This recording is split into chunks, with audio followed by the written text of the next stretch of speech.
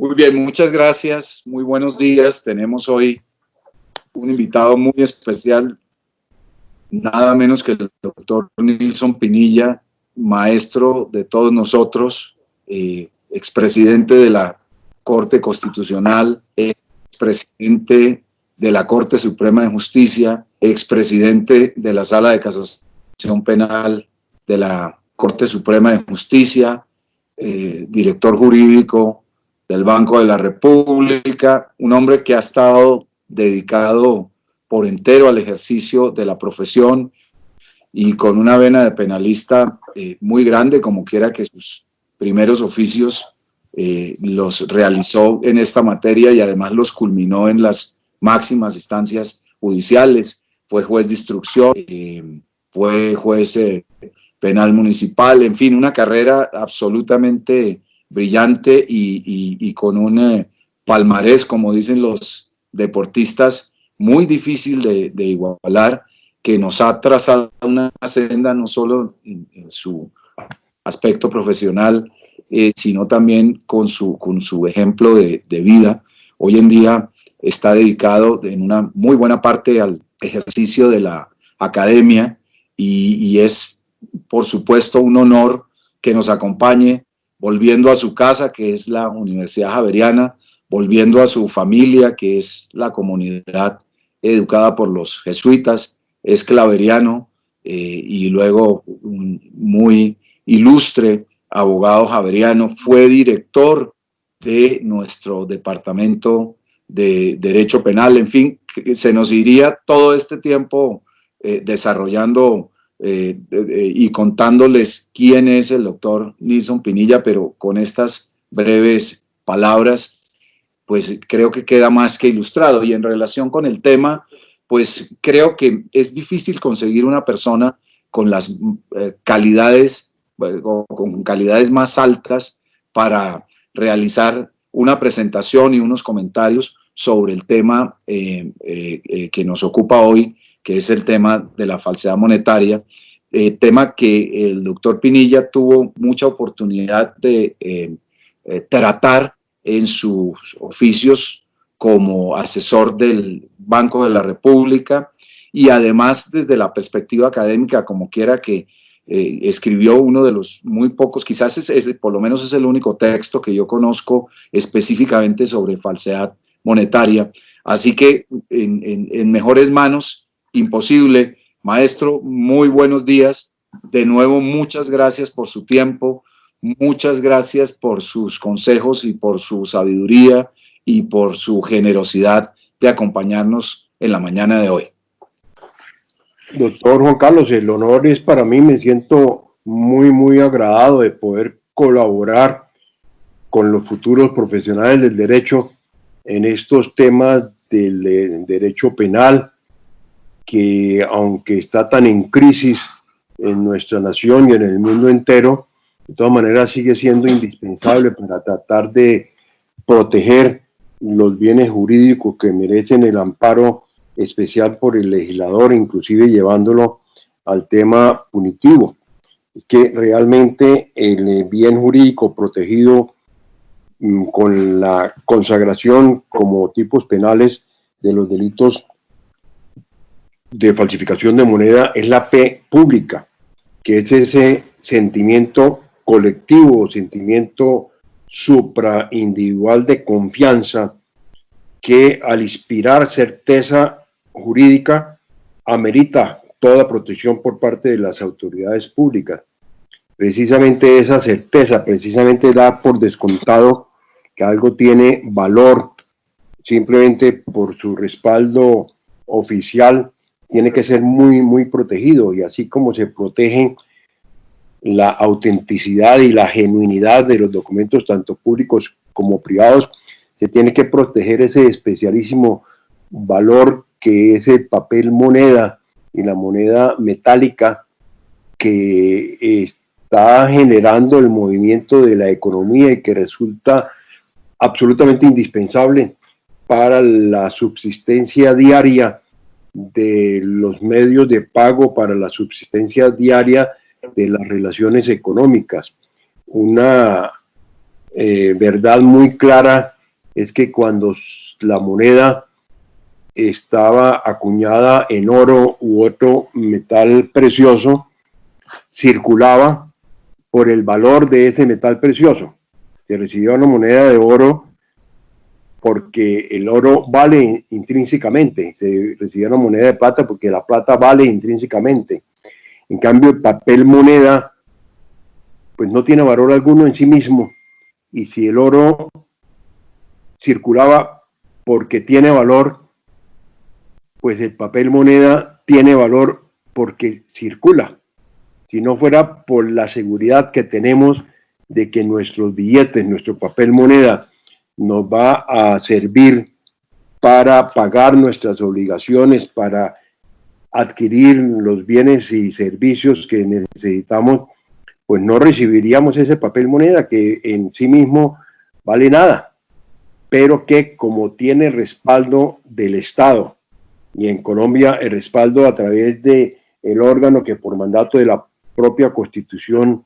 política es el emisor de la moneda, que es el Banco de la República, pues lo recibimos, y lo recibimos con agrado,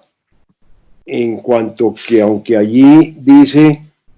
que el valor es de 50.000 pesos, o que el valor es de 10.000 pesos, que el valor de 20.000 pesos,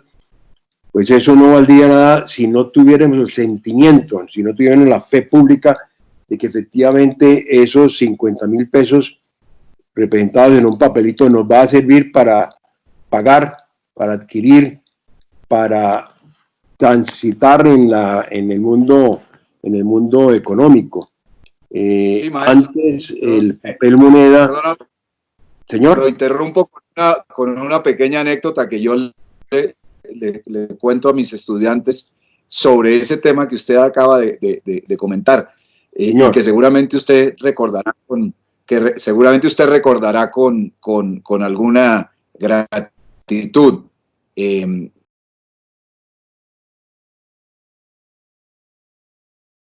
Oro que usted ha señalado, ¿se acuerda que tenían una leyenda que decía el Banco de la República pagará al portador?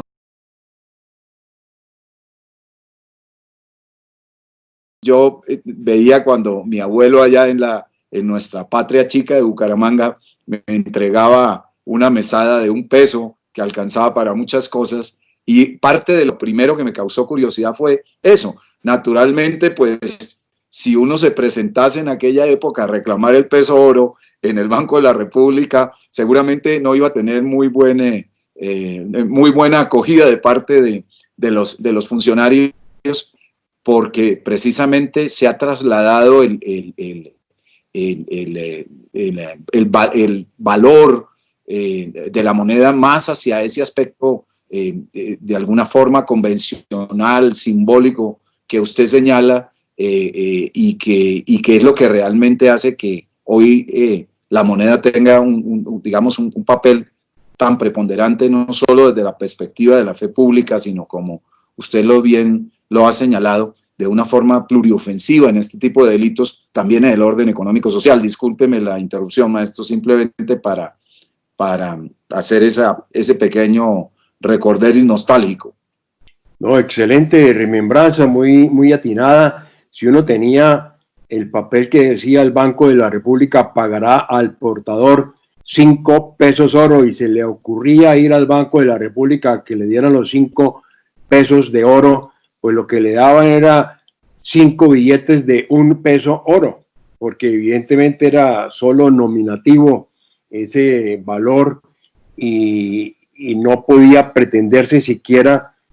que tuviera el significado en metálico. Inclusive se mantiene el error de pensar que los bancos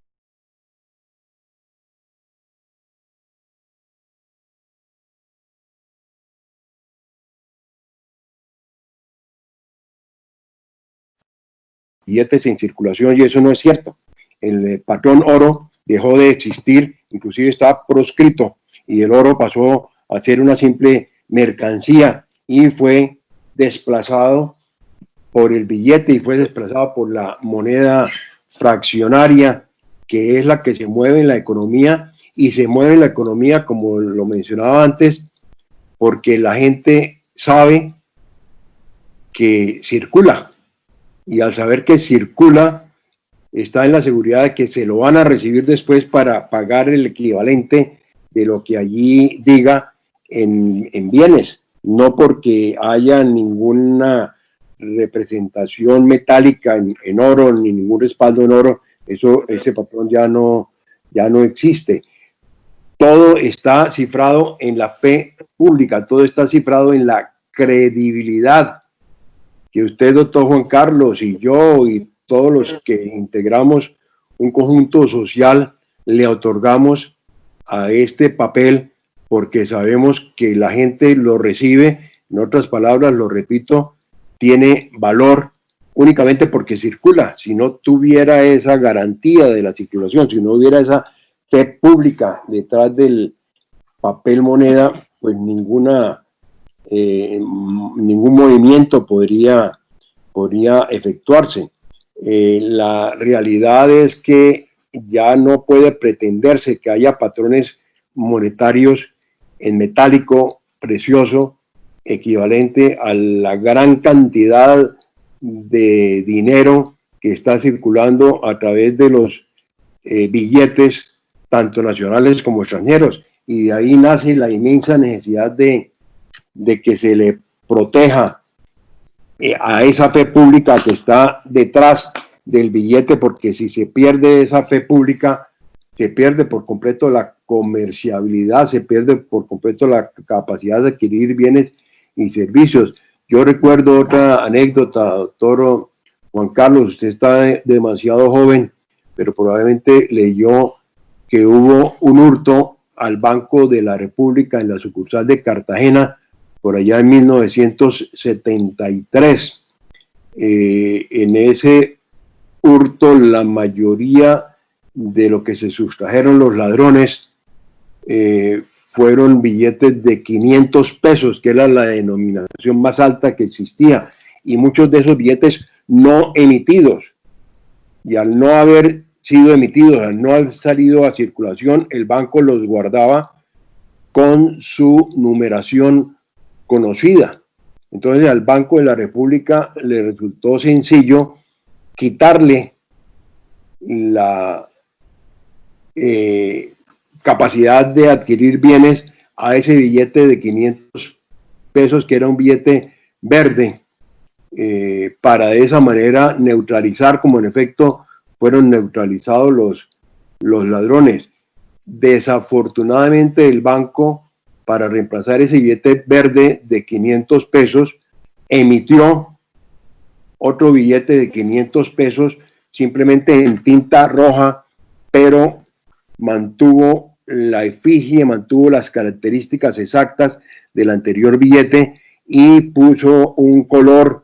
que es más sencillo de reproducir, el color rojo, y esos billetes de 500 pesos rojos fueron falsificados. Fue una falsificación masiva, muy cuantiosa, que llevó, unido a que antes el billete verde de 500 no era recibido, y ahora el billete rojo de 500 tampoco, porque se había perdido la credibilidad en ese papel moneda,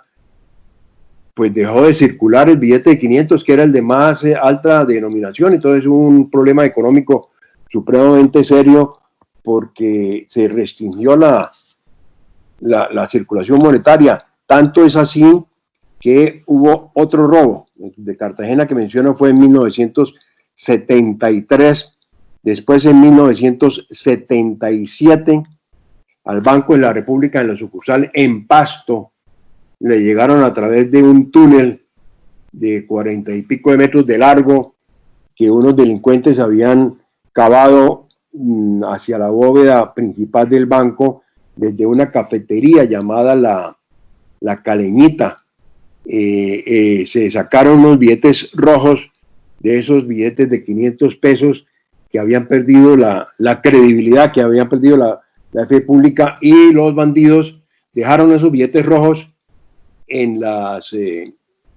anaqueles, en las vitrinas de la cafetería La Caleñita, ahí abandonados porque pensaron que no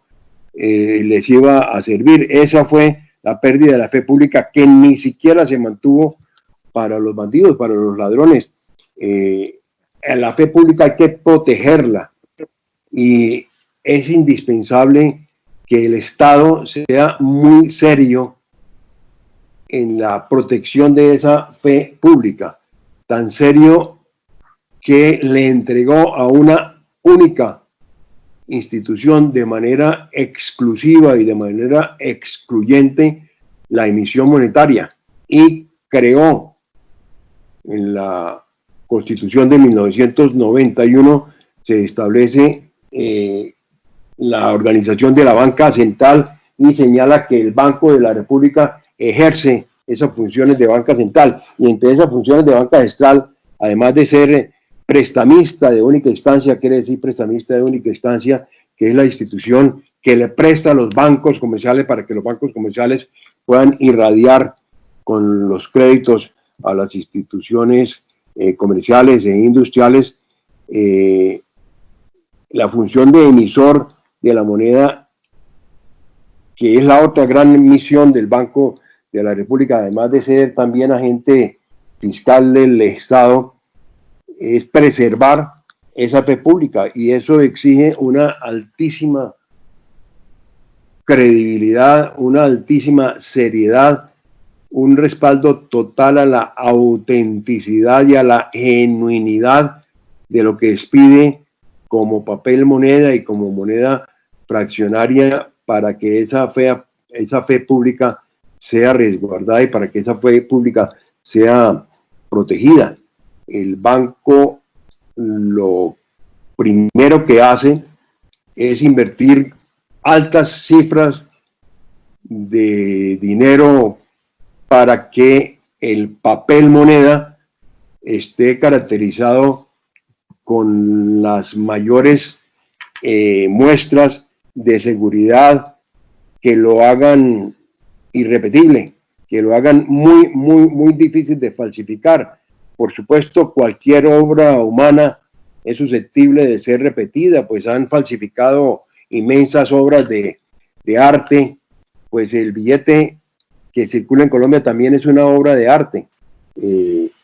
La emisión por el Banco de la República conlleva unas obligaciones especiales para este ente, Banco de la República, que el doctor Juan Carlos muy bien lo sabe, es un ente autónomo, y la comunidad autónomo en lo administrativo, en lo patrimonial y en lo técnico, sujeto a un régimen legal propio. Esto suele tener dificultades para el Banco de la República, que le respete su independencia técnica, que se le respete el régimen legal propio que tiene. Sí, maestro, mirando un poco la típica, digamos, autónoma de la falsedad monetaria, para los alumnos, expresar desde su perspectiva como, digamos, dos cosas adicionales. Y la falsificación se refiere no solamente a los billetes, sino también a las monedas. ¿Cierto? Y que no se refiere solamente a la moneda nacional, sino también a la moneda extranjera. Y en particular me interesa mucho su opinión, maestro querido, sobre los valores que se equiparan a moneda en el artículo 278 del Código Penal, es decir, un poco esa ampliación que el legislador ha realizado más allá de lo que tradicionalmente se ha considerado, digamos, como moneda, aquellos instrumentos que sin serlo tienen un poder liberatorio y una capacidad de cambio, que son pues todos los títulos emitidos por el Estado, etcétera, etcétera, que me parece bien interesante desde su perspectiva, que es una perspectiva de academia, pero también, como usted lo ha demostrado, de una práctica muy grande. Sí, doctor Juan Carlos, efectivamente. Primero, no está protegido solo el papel moneda, sino también la moneda metálica. La moneda metálica es más difícil protegerla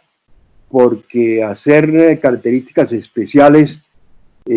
a una moneda fraccionaria resulta bastante costoso. Sin embargo, tenemos una moneda de 1.000 pesos que es prácticamente irrepetible, porque entre otras cosas, su valor excede los 1.000 pesos que está en la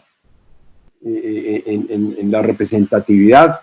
porque está hecha esa moneda, como todas las monedas, por una aleación especial que la denominan técnicamente Q-al-Ni. Q-al-Ni, por los símbolos químicos de cobre, aluminio y níquel, que son los tres metales que son aliados para fabricar la moneda, para hacerla lo más sólida e indeformable posible y que circule. La inflación monetaria ha sido muy grave en Colombia y pues qué más que hablemos de que hay billetes de 50.000 pesos y billetes de 100.000 pesos, que tanto ha sido la iniciativa no configurada hasta ahora de que se le supriman 3 ceros para que el billete de 50.000 sea simplemente un billete de 50 pesos, o le supriman al de 20.000 3 ceros para que sea simplemente un billete de 20 pesos. Esos son unas ponderaciones económicas que el Banco de la República está en mora de realizar, pero hay la dificultad con la moneda, porque una moneda de 5 pesos vale más o menos nada. A mí no se me ocurre ahora que pueda comprarse con 5 pesitos, y sin embargo se mantiene la moneda de 5 pesos y se mantiene la moneda de 10 pesos, de 100 pesos, minúsculas, de muy difíciles características que la hagan inimitable, pero que por la misma valoración económica pues no tienen falsificación. Y la verdad es que si cualquier cospel, que así se lo llama, con alguna impresión que tenga el tamaño de una moneda de 100 pesos, fácilmente engaña y podría ser recibido. Una moneda de 50 pesos fácilmente engaña y podría ser recibido, la probabilidad que el otro tampoco se dé cuenta o no le ponga importancia a eso, y así pueden estar circulando especímenes falsos, creo que en muy poca cantidad, por la carencia de valor, de rentabilidad para el falsificador. Pero donde sí hay mucha rentabilidad es en la falsificación de moneda extranjera, porque falsificar un billete de dólar o falsificar un billete de euro pues es ganar más plata, porque es más lo que se puede obtener en el engaño. Y desafortunadamente el billete de dólar es de posible imitación, no va a ser perfecto de ninguna manera, pero el dólar de baja denominación no tiene marca de agua, no tiene impresión coincidente, anverso, reverso, y es monocromático. Una cara en un color oscuro,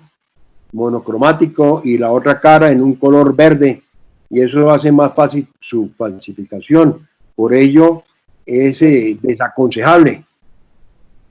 recibir dólares a no ser que se tenga mucha experiencia en el tacto. Lo más difícil, lo más característico y difícil de falsificar en un billete de dólar es el relieve, porque el dólar no tiene impresión offset, sino la impresión toda es en intaglio, toda la impresión es en relieve, toda la impresión es calcográfica. Entonces un billete de dólar, por el tacto, por lo que mencionaba ahora,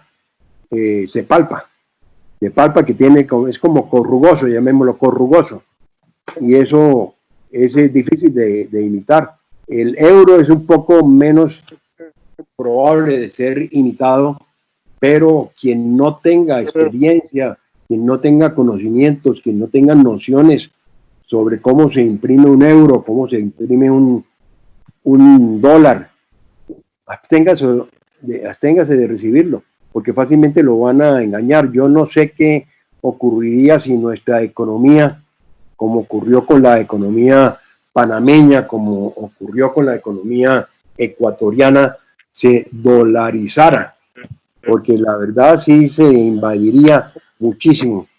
y se alteraría muchísimo la fe pública con la reproducción de billetes extranjeros, primero porque son menos reconocibles y segundo porque son más fácilmente imitables. Tratados internacionales de protección de la fe pública hacen que los estados deban proteger la fe pública en todas las especies numerarias, en todas las especies que tengan valor crematístico, que tengan valor pecuniario.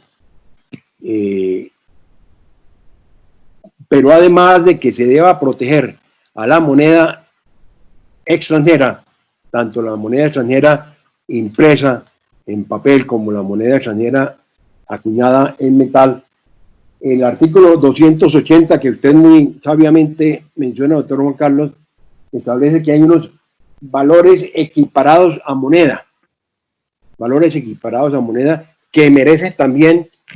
protección en su fe pública, porque son especies que también pueden circular, son, en otras palabras, títulos valores, y en esos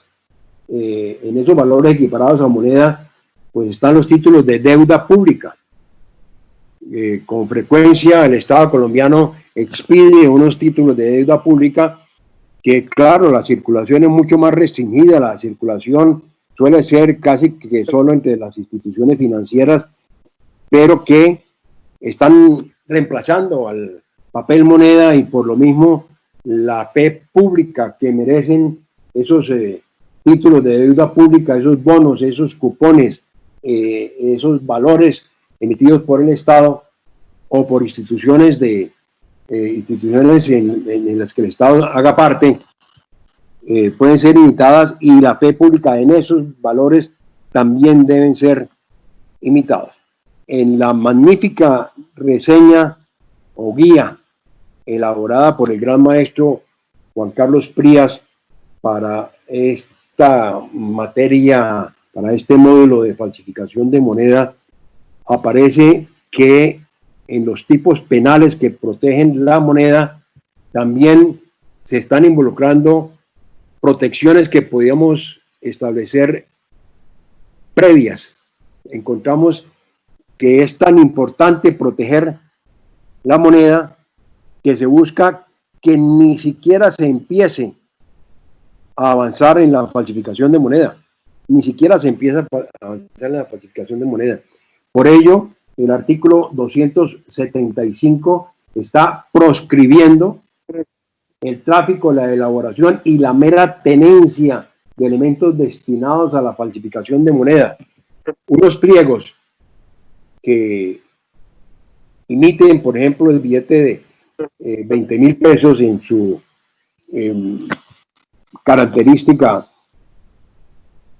no va a servir sino para imprimir el billete de 20.000 pesos, de manera que es clarísimo que está dirigido ese pliego a la falsificación de moneda. Unas imprentas,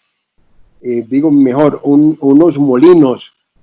que tengan la capacidad de establecer marca de agua, pues deben merecer una vigilancia especial, estricta por parte del Estado, para saber a qué le van a imprimir, a qué le van a involucrar en su misma fabricación al papel como marca de agua, y lo mismo como microimpresión, y lo mismo como imagen anverso, imagen coincidente, anverso, reverso. El artículo 275 está configurando como tipo penal una conducta previa que va dirigida a la consumación del tipo penal de falsificación de moneda. Solamente tener esos equipos constituye delito. Claro, le corresponde al Estado, a través de la Fiscalía General de la Nación. La Fiscalía tiene que entrar a demostrar que esos elementos son destinados exclusivamente para la falsificación de moneda. Esto es un antefacto, lo llama muy claramente el doctor Juan Carlos Prías, un antefacto penado. Esto es la punición que se impone a un hecho previo, antehecho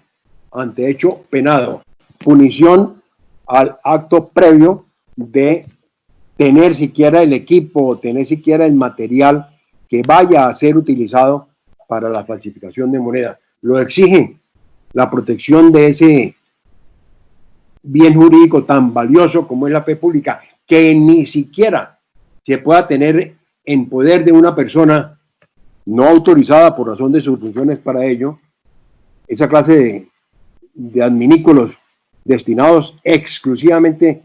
a imprimir papel moneda o a acuñar moneda metálica, y no se la puede introducir al país, ni introducir ni sacar del país. Precisamente por esos tratados internacionales los países deben estar unidos en la lucha contra la falsificación de moneda, en la protección de la fe pública, y debe haber una interrelación con las naciones con las cuales se comercie para que en Colombia no vayan a ser falsificados billetes del peso mexicano, o lo que fue el sol peruano, o el cruceiro, o un bolívar. Claro que yo no creo que a nadie hoy en día se le ocurra falsificar un bolívar, pero son protecciones que los estados se encuentran en la obligación de prestar también en estas etapas previas que muy clarísimamente y con gran tino, como es característico, llama el doctor Juan Carlos Prías el antefacto, el prehecho penado. Maestro, una conducta dirigida a la consumación de otra conducta típica que de por sí está ya sancionada. Y hay otros temas, señor. Una pregunta, maestro, que quisiera, digamos, compartir con ustedes de su perspectiva práctica, un poco basado pues en las noticias que se publican a diario, es un poco el perfil criminológico del falsificador. Yo lo entendería como, es decir, como una serie de personas especializadas de una forma muy técnica en la realización de estas conductas, porque no son conductas, digamos, al alcance de cualquier persona, que por su preparación y por su logística, digamos, requiere una cierta forma de criminalidad organizada. Esa es una apreciación válida en el sentido de que las personas dedicadas a esto son bandas criminales realmente organizadas, es decir, el perfil de la criminalidad es un perfil de crimen organizado. ¿Es posible afirmar eso, maestro? Totalmente cierto, totalmente certera la observación. La falsificación de moneda no se realiza individualmente. La falsificación de moneda, hay divisiones del trabajo, de manera que uno es el experto impresor, que tiene que tener muy buenas capacitaciones en las técnicas de la impresión de documentos, para que lleve la idea de pronto de que pueda producir documentos que tengan un mayor valor, como es el papel moneda. Esto hace que sea una manifestación de delincuencia organizada, de criminalidad empresarial. Son verdaderamente bandas, son organizaciones delincuenciales que, teniendo la capacidad profesional de tener un modus vivendi digno, decoroso, imprimiendo documentos permitidos, se dejan llevar de la tentación del mayor lucro y pasan a imprimir documentos de emisión controlada, documentos de emisión restringida. Es clarísimo que el falsificador no trabaja solo. El falsificador necesita un equipo, el falsificador necesita la compaginación de habilidades en impresión y habilidades posteriores, por ejemplo, para realizar la circulación de de moneda. Y en ocasiones, desafortunadamente, el falsificador también encuentra la necesidad de acudir a personas que tengan la capacitación especialísima en producción de moneda. Por ello, los que han trabajado en bancos centrales, los que han trabajado en imprentas oficiales, pueden ser contactados, ya ha ocurrido, para que vayan a trabajar en una organización criminal, para que aporten lo que conocieron en su empresa lícita. Ilustra. Yo tengo, sí, varias preguntas, maestro, de una discusión, digamos, teórica en relación con ese artículo 278 de la extensión, digamos, de la consideración de la moneda a títulos emitidos por el Estado, porque he visto la discusión en algunos foros de si serán todos los títulos emitidos por el Estado o solamente aquellos que tienen una capacidad de circular, digamos, más extensivamente. Le voy a, digamos, a contrastar la pregunta en dos casos. Si es lo mismo, pues, un bono de deuda pública que un cheque emitido por la tesorería de una entidad pública, porque el primero pues tiene una capacidad de circular, de descontarse, de negociarse, por ejemplo, en el mercado público de valores, en tanto el segundo me parece a mí, desde mi perspectiva, que puede funcionar simplemente como un instrumento privado, como funciona cualquier instrumento privado. ¿Cierto? Porque pues uno puede ir a descontar seguramente un título de deuda pública en un banco o en una compañía de bolsa, pero no así un cheque emitido por una entidad, por más pública que sea. ¿Qué opina usted de eso, maestro? Cierto, aquí hay algo que no agrada por la cercanía que hubiere a la indeterminación, y es que estamos en presencia de un tipo penal en blanco. Tipo penal en blanco porque hay que acudir a otro texto jurídico para complementar la norma. ¿A qué me refiero? Hay que acudir a ver qué es lo que legislativamente se considera como título de deuda pública,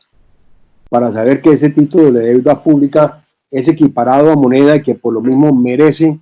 la misma protección de la moneda. Las adiciones después de pagarés, cédulas, cupones, acciones, me parece que acercan mucho a lo antipático que mencioné antes de la norma penal en blanco de remisión genérica y más todavía de remisión indeterminada, porque eso podría estar atentando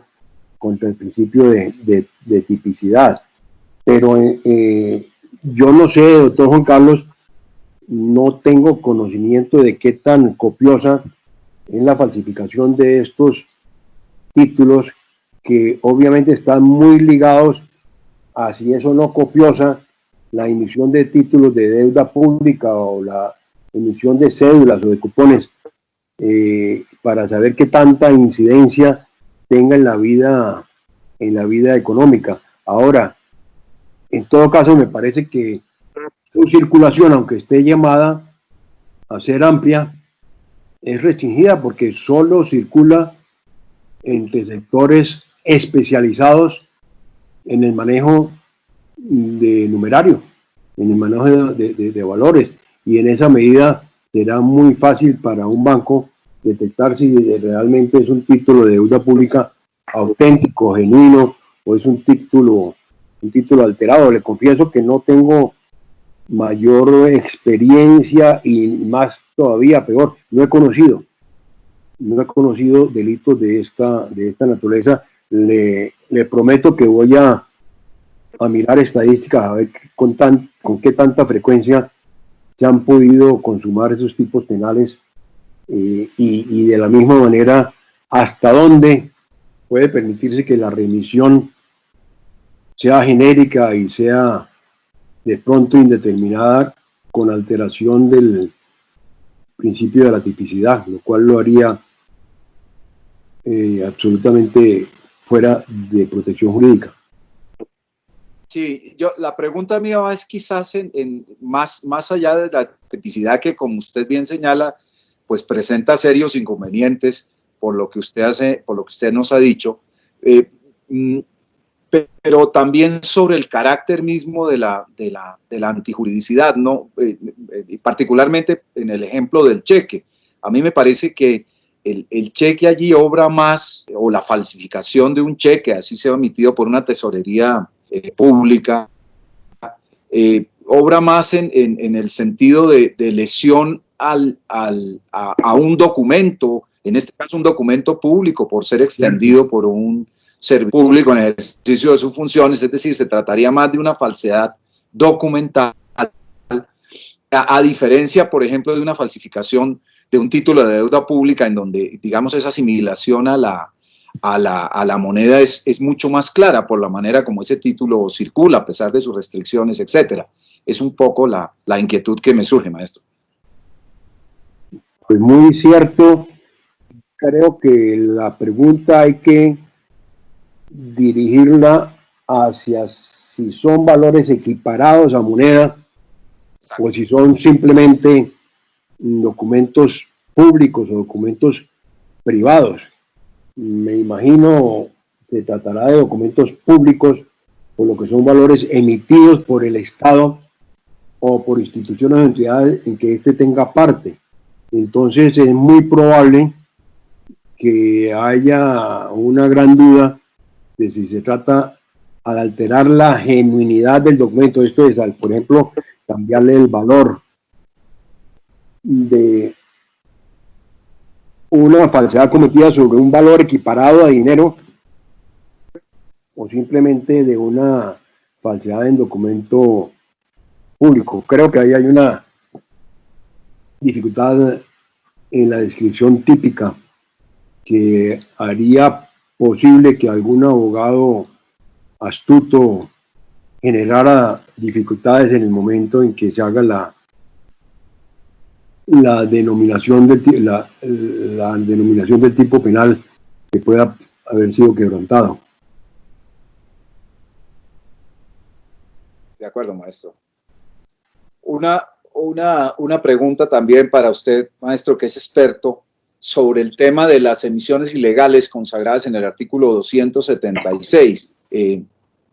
Yo sostengo, pero obviamente desde una perspectiva puramente inexperta, sobre el tema que la emisión propiamente, es decir, que el término emisión desde el punto de vista técnico es mucho más complejo que la simple impresión de los billetes. Que la emisión es una operación administrativa bastante compleja que implica, digamos, un compromiso de política monetaria, de política económica, de autonomía del Banco de la República en ese sentido.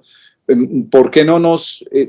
ilustra un poco, maestro, sobre lo que significa eso y lo que sería una emisión ilegal a la luz de las previsiones del artículo 276, maestro? Sí, volvamos a algo que ya mencioné, que nos puede ilustrar, que fue lo que ocurrió en Cartagena en 1973 con los billetes de 500 pesos verdes, que eran billetes no emitidos, se trataba de especies monetarias producidas auténticamente por el órgano autorizado para producirlas, pero que todavía no tenían poder liberatorio porque no contaban con ese acto de la concesión del poder liberatorio, que es la emisión. Y precisamente en las bóvedas se tenían esos billetes no emitidos, simplemente en reserva para cuando fuera necesario acudir a ellos. Miren lo que sucedió en 1900,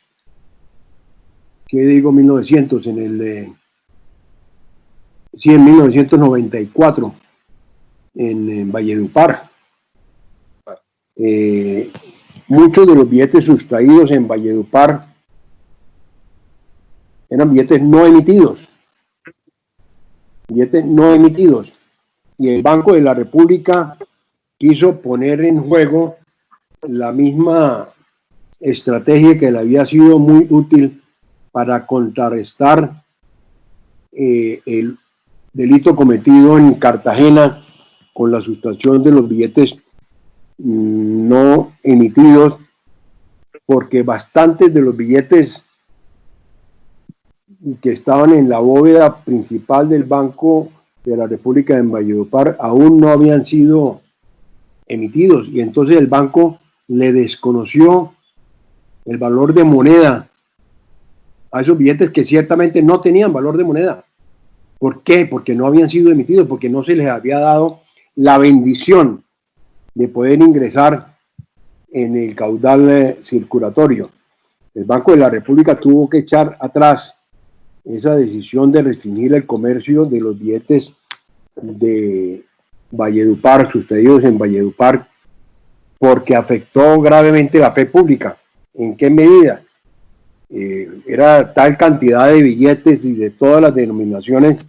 que tenía que especificar los billetes de 10,000 pesos entre los números tales y tales, y entre los números tales y tales, y entre los números tales y tales, lo cual haría que el ciudadano del común andare con un computador mirando a ver qué de los billetes que recibía en el mercado, qué de los billetes que recibía para el pago del salario, o para el pago de un semoviente que vendía en la plaza, tenían poder circulatorio y cuáles no. Esa medida le fracasó al banco, por lo que era de tal cantidad y tal variedad los billetes no emitidos, pero esos billetes no emitidos carecían de valor de poder circulatorio. Les faltaba, no sé si podrá decir imprimatur, les faltaba el espaldarazo de la validez otorgada por el órgano monetario correspondiente, que no es otro que la Junta Directiva del Banco de la República, que señala: emítanse billetes de 100,000 pesos en tal cantidad, entre los números tal y tal. Y esos billetes pues son emitidos en Bogotá, pero también son emitidos en Barranquilla, y en Cali, y en Medellín, y en Bucaramanga, y entonces salen simultáneamente a circulación. Llevar el control de eso se hace más difícil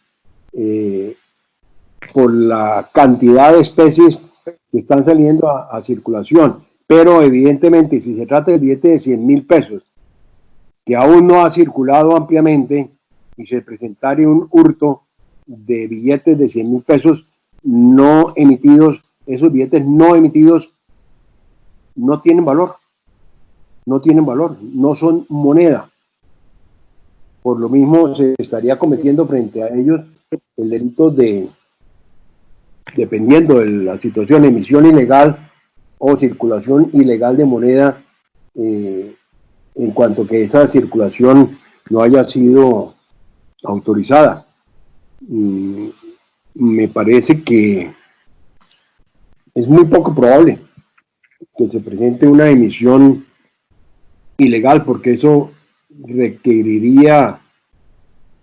la colusión de voluntades de muy alto nivel entre 7 personas, una de ellas el ministro de Hacienda, es el presidente de la Junta Directiva del Banco de la República, otra de ellas el gerente general del banco, que es elegido por el resto de la Junta Directiva,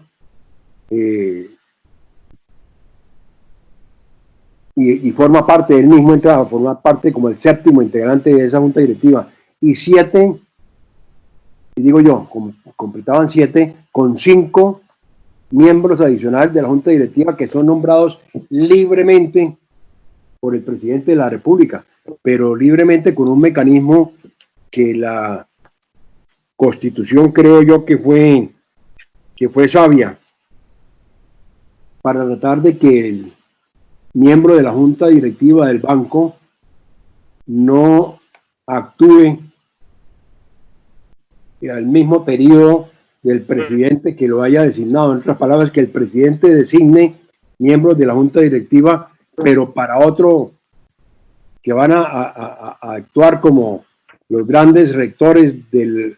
la emisión de moneda, pero frente a otro presidente, para de esa forma neutralizar la tendencia que se tiene universalmente por los líderes de la administración pública de tratar de solucionar problemas económicos emitiendo moneda, con lo cual causan un daño gravísimo a la economía, porque si se emite moneda en forma desautorizada, hay más con qué comprar lo mismo. Me explico, si no aumenta la producción, pero sí aumentan los medios para adquirir esa producción, va a haber mayor demanda sobre lo mismo, y al haber mayor demanda sobre lo mismo, va a producir inflación porque necesariamente aumentan los precios. Por ello es tan importante, doctor Juan Carlos y queridos profesionales futuros del derecho, que la Junta Directiva del Banco de la República sea verdaderamente autónoma, sea verdaderamente independiente. Maestro, gracias, maestro. Una otra inquietud sobre su opinión acerca de la posibilidad de los concursos entre todos estos tipos penales. Como usted bien señalaba, pues el legislador aquí se dio en protección, digamos, mayor del interés jurídico de la fe pública, se dio pues la licencia de penalizar eventos que son anteriores a la comisión, son preparatorios de la comisión del delito de falsedad monetaria, como la tenencia pues de todos esos instrumentos e insumos para la verificación de ese hecho, pero también de hechos que son posteriores y que uno entendería que casi que son, digamos, consecuencia o eventos que se presentan en el agotamiento mismo del delito, pero que aquí se penalizan, digamos, autónomamente, como es el caso del tráfico de moneda falsificada. Uno diría, pues, ¿para qué se falsifica? Se falsifica básicamente para ponerla en funcionamiento, para ponerla en circulación y de esa manera obtener un provecho ilícito. Usted ya nos ha dicho con mucha claridad que estos delitos concursan todos con la falsedad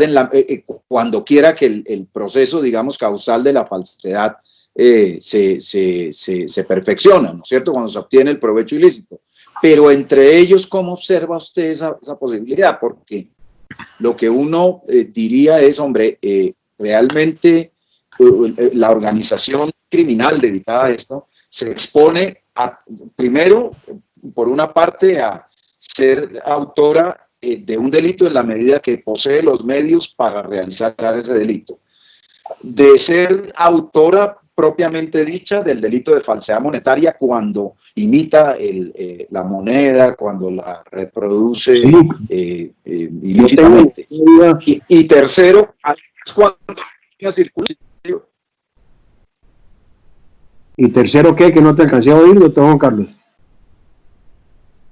Y tercero, cuando pone a circular la moneda, maestro, ya en el caso del artículo 274, cuando comercializa el producto, digamos, de la falsificación. Diría uno que quien se dedica organizadamente a este delito podría incurrir al menos en esos tres tipos en la medida que recorre todo el iter criminis, digamos, de la operación criminal. ¿Usted qué opina? A ver, yo no tengo ninguna duda en que hay el concurso material heterogéneo en el delito contra la fe pública y el delito contra el patrimonio económico, contra el patrimonio del Estado que de allí se deriva. Pongamos un ejemplo que creo que nos ilustra. Yo soy un artista de las artes gráficas y me fascina realizar impresiones que me quedan muy bien logradas y en esa medida reproduzco unos cuadros famosos y en esa medida de pronto para mostrar mi alta capacidad como impresor reproduzco papel moneda. y fabrico ese papel moneda y lo dejo allí en mi taller para mostrárselo a los amigos, miren, miren lo que soy capaz de hacer. El hecho de haber producido ese papel moneda, ¿es delictivo o no es delictivo? Yo manifiesto categóricamente, sí es delictivo. Primero, por el solo hecho de la tenencia de los elementos destinados a la falsificación monetaria. Y segundo, porque yo no sé si tú estés de acuerdo con esto, yo lo he dicho siempre con timidez. En estos delitos contra la fe pública hay involucrado un peligro, y por ello podría decir, sin que ello sea exacto, que son tipos de peligro, porque la lesión contra el bien jurídico que merece protección se está generando por el solo hecho de que exista la posibilidad de alterar la fe pública con reproducción, por ejemplo, de material crematístico. Y para volver enseguida sobre esto, con otra pregunta: si soy tan loco de falsificar moneda simplemente por la pretensión de que me digan, mire qué artista tan fenomenal es, y no pretendo lucro, y gasto un montón de plata, porque la falsificación de moneda es muy, muy costosa, y por ello necesitan empresas criminales que la realicen, pero lo dejo ahí, o me voy a la salida de las empresas, me voy a los paraderos del metro en Medellín y de Transmilenio en Bogotá y regalo esos billetes producidos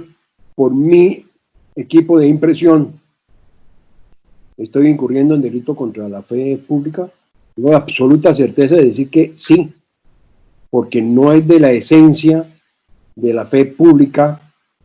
no es de la esencia del delito contra la fe pública que haya el lucro sobreveniente. Por supuesto que se falsifica es porque produce muchísimo lucro, pero de la misma manera que quien tiene marihuana y se va a la salida de un colegio y la regala los cuchitos a la salida del colegio, está incurriendo en tráfico de estupefacientes, sin lugar a dudas, así no esté percibiendo ninguna utilidad. Creo que lo mismo pasa con la moneda. El hecho de ponerla en circulación no involucra, para que sea delictivo, que sea a cambio de una rentabilidad, a cambio de una utilidad. El solo hecho de afectar la fe pública colocando billetes no producidos ni emitidos legalmente por el único órgano autorizado para ello, está afectando pues el orden económico. Tú lo dijiste hace un rato, los delitos contra la fe pública son pluriofensivos, y entre ese carácter pluriofensivo está la afectación al orden económico y al orden social, efectivamente, con la inclusión de esos valores que no lo son, pero como si lo fueran en el medio circulatorio, pues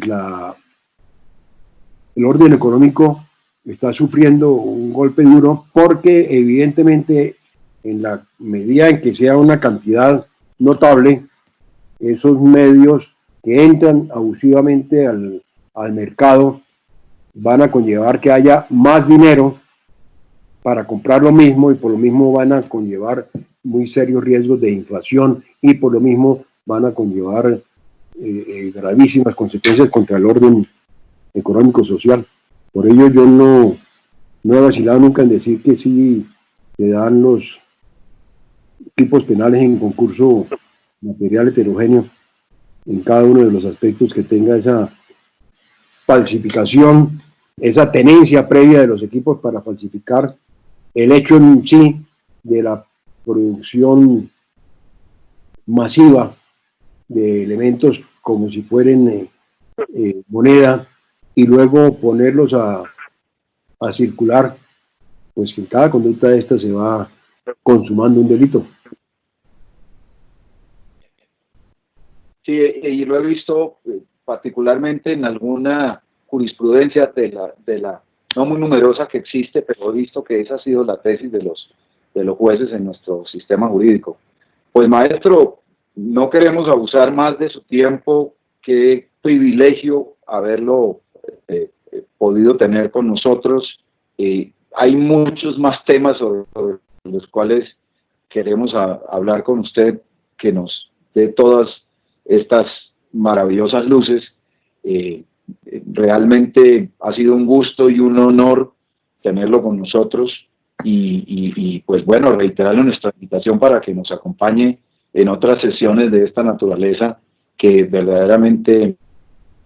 digamos, desde su perspectiva de formación teórica tan importante y de su experiencia práctica tan grande también, pues para nosotros y para los alumnos de la facultad, que es su facultad, que sigue siendo su facultad, es un honor y un privilegio. Muchas gracias, maestro, por su compañía, muchas gracias por su generosidad y bueno, con la promesa, ojalá que nos pueda formular de vernos pronto en otro escenario de esta misma naturaleza, maestro. Totalmente a tu disposición, doctor Juan Carlos. Primero, por la admiración que siempre le he profesado, y segundo, estando como punto común nuestro afecto imperecedero a la Universidad Javeriana. Y otro aspecto, yo creo, doctor Juan Carlos, a ti no te ha llegado el momento y se demora todavía, pero yo creo que los viejitos como yo tenemos la obligación de compartir con las futuras generaciones de profesionales lo que hayamos podido aprender en el desarrollo de nuestra actividad económica, nuestra actividad empresarial, lo que sea, en la medida en que ello genere enriquecimiento y genere información y genere inquietudes que sean positivas. Muchas gracias.